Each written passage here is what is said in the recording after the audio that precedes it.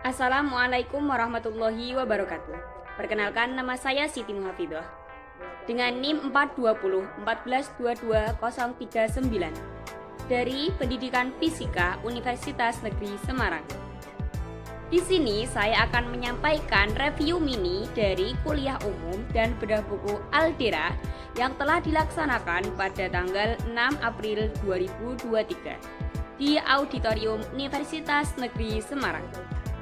Bedah buku Aldera atau Aliansi Demokrasi Rakyat yang telah dilaksanakan kemarin itu ialah tentang potret pergerakan politik kaum muda era 1993 sampai 1999 dalam perspektif sosial, politik, dan hukum. Buku ini erat kaitannya dengan peran kaum muda. Soekarno pernah mengatakan, "Beri saya 1000 orang tua, maka akan saya cabut Semeru sampai akarnya. Beri saya 10 pemuda, niscaya akan kuguncangkan dunia."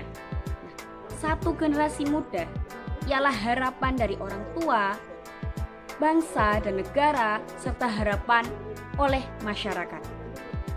Buku tersebut ditulis oleh Teddy Wibisana, Nanang Puja Laksana, dan Rahadi Wiratama.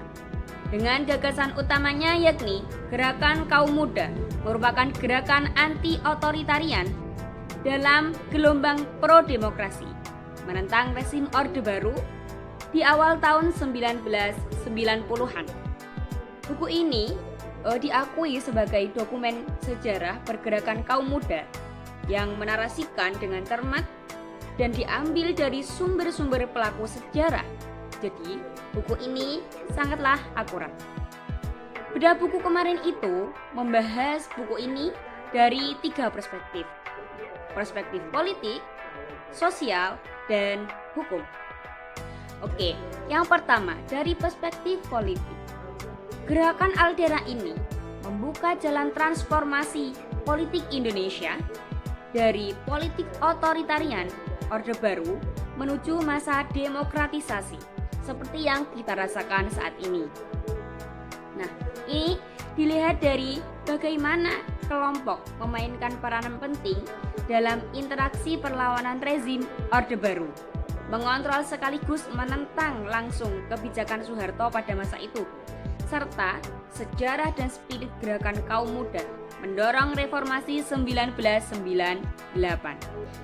Perspektif yang kedua yakni dari perspektif sosial. Gerakan Aldera merupakan sarana transformasi sosial kelembagaan negara, partai politik, dan individu.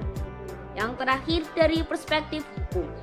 Pada dasarnya, unsur negara itu terdiri dari 3 unsur, yakni wilayah, rakyat, dan pemerintahan. Namun, dalam pelaksanaannya, rakyat seringkali mengalami diskriminasi atau ketidakadilan. Nah, gerakan Aldera ini mengembalikan kedaulatan rakyat. Jadi bisa kita ambil kesimpulan bahwasannya Aldera ini berperan penting dalam kehidupan demokrasi di Indonesia.